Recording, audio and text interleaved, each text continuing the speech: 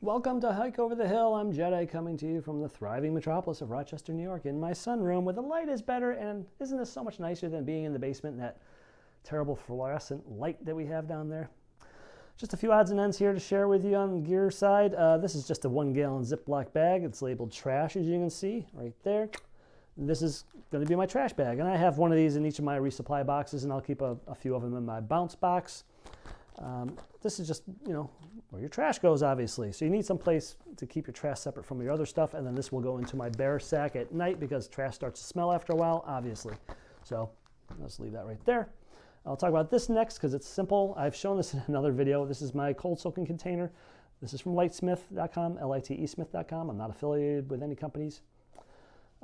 But this is, I forget what it is, if it's polyethylene or poly something, but this is approved for, it's food grade plastic basically. So it's approved for boiling water. A lot of people use Talenti jars, Talenti gelato, you get at the store. They're much shorter. Talenti jars are 16 ounces. This is 26 ounces. This is 10 ounces more. Talenti jar is about this high, and you can't really do a full backpacker meal in it. I've tried it. It's just not big enough for me. It's also not designed for boiling water. I don't know if it's safe or not. I don't know what kind of plastic that the Talenti jars are made out of. Obviously, they're free. Well, they're free if you buy the gelato, and it's not cheap for the gelato. But I wanted something that was, it was made for the job. I added the graduated markings on there. I just, I poured water in here, made the marks. I talked about this in another video. I won't go into detail. But that's just so I can see how much water to put in and so on. And then, I can put the lid on and, cold soak something, shake it around. I can eat out of this. This is everything. This is my cooking vessel, and it's my eating vessel. So enough about my cold soak jar. Now onto my cook system. So this bag on the outside here is from Treadlight. And I mentioned Treadlight in another video, a couple times probably. Treadlight.co.uk. It's a UK company. This is an insulated bag. I do have one that's just plain dynamic composite fabric. I thought I'd start out with this because it's probably going to be a little chilly for the first few weeks on the trail.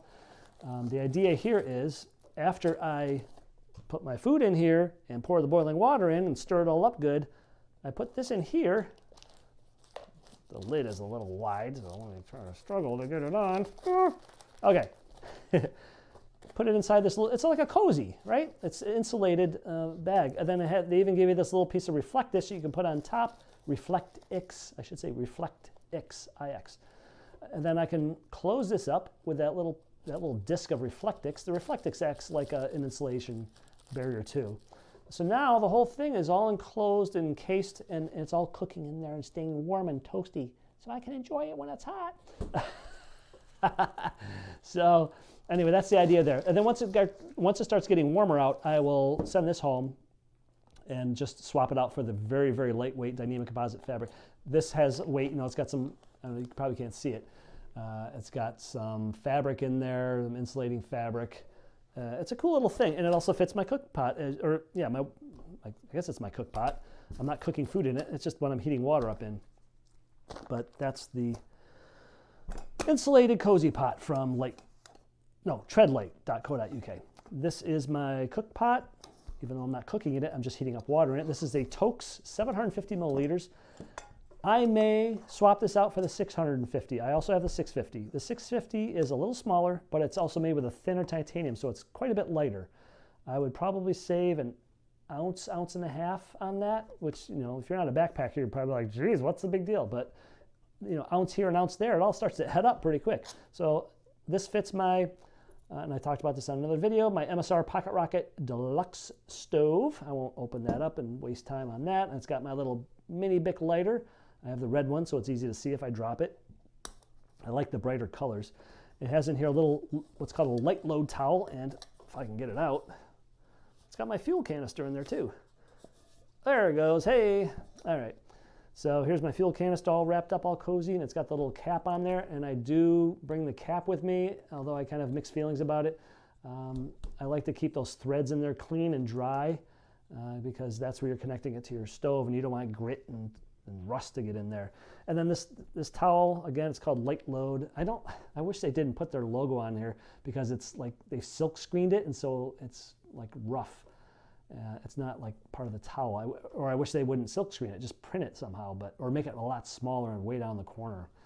But in any event, that's a light load towel. I always have one of these inside my cook pot to cushion my canister fuel and the stove so it doesn't rattle around. You can imagine you put that metal canister and this in the cook pot with a lighter, you're walking down the trail and it sounds like there's a freaking mariachi band on your back or something. So I like the light load towel to keep everything nice and quiet, and this sometimes takes a little finagling to get the stove in there. And then this lid, as you can see right here, it's got 3 little holes to vent, and that's how you can see the water's boiling. You can see the steam shooting out of there.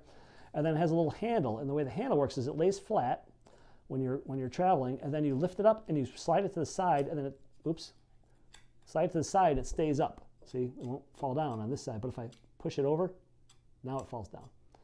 So you can, when you're cooking, you can leave it and it stays up, and then you can grab the lid and take it off, and this doesn't really get that hot. So you can pick it up with your bare fingers. You don't have to have gloves on or grab it with a bandana or use some other method. So I like the Toques a lot. They're great little cook pots. So that's it. That's my whole cook system and rehydration system and a trash bag. So I hope you enjoyed it, and I will see you on the next video. Bye.